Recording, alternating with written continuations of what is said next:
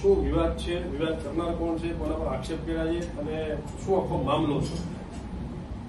Nikol police station ખાતે PSI શિયાળ ફરજ બજાવે છે અને તેમણે એક અરજી લખી સીપી સાહેબના નામની અને મીડિયા ગ્રુપ અને બીજા અધિકારીઓને વોટ્સઅપ કરેલું છે અને એમાં એમણે તેમના સિનિયર પીએસઆઈ જાટ સાહેબ છે એમના વિરુદ્ધ આક્ષેપો કર્યા છે કે અમારી પાસે જ ફરજ વધારે લે છે, બીજા પીએસઆઈને એમની જોડે ફરજ લેતા નથી અને અમને માનસિક રીતે હેરાન કરવામાં આવે છે, જેથી મને આત્મહત્યાના વિચારો આવે છે. આ પ્રકારની એમણે સિનિયર પીઆઈ જાટ સાહેબ વિરુદ્ધ આક્ષેપો કરેલા છે. બીજા પીએસઆઈ સાહેબ શું આક્ષેપ છે? બીજા પીએસઆઈ પણ છે યાદવ સાહેબ, આરો યાદવ કરીને છે, એમણે કંટ્રોલમાં મેસેજ કરેલો છે કે મને એક ચોકી પર ફરજ બજાવવા છેલ્લા 2 માસથી હું નોકરી કરું છું અને વારંવાર બહારના બંદોબસ્ત તેમજ લોકલ બંદોબસ્ત જે કંઈ હોય વીવીઆઈપી બંદોબસ્ત એ અમને જ આપવામાં આવે છે અને બીજા પીએસઆઈ જોડેથી નોકરી આ રીતે લેવામાં આવતી નથી અને એક જ ચોકી પર રેગ્યુલર ફરજ બજાવવા દેતા નથી, વારંવાર મને બદલી નાખે છે, આવા આક્ષેપો કરે છે. યાદવ સાહેબે ગ્રુપમાં પણ કંઈક માથાકૂટ કરી હતી અને કીધું હતું કારણ મને કેમ જ આ રીતનો બંદોબસ્ત આપવામાં આવ્યો નહીં, ગ્રુપ બાબતે હજી તપાસ થઈ નથી. હવે આગળ કઈ રીતની તપાસ થશે? આમાં જે કંઈ પીએસઆઈએ આક્ષેપો કરેલા છે એ બાબતે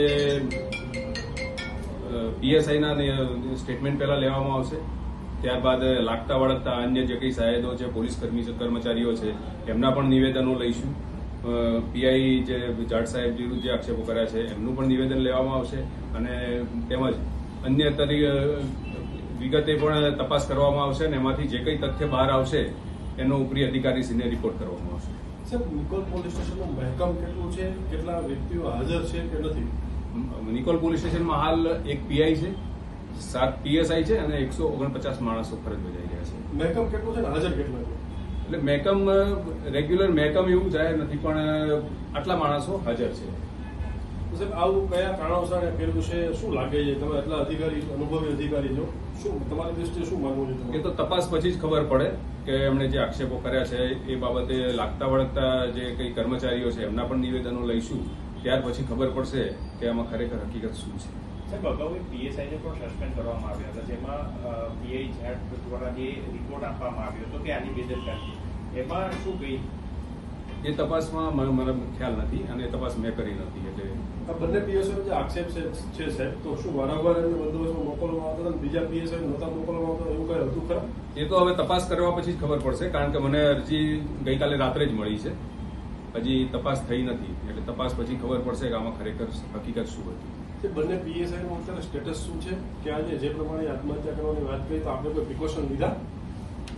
પીએસઆઈને અત્યારે આઈ ડિવિઝન ખાતે કૃણાલ દેસાઈ સાહેબ એમના જે ડિવિઝન એસીપી છે એમણે ત્યાં બોલાયેલા છે. પીઆઈ નું સ્ટેટસ શું છે? પીઆઈ ક્યાં છે? પીઆઈ અત્યારે કઈ નાઇટ કરી હતી, મારે સવારે વાત થઈ હતી અને અત્યારે ઓફિસે થોડી વાર પછી પોલીસ સ્ટેશન આવવાના છે. ઓકે.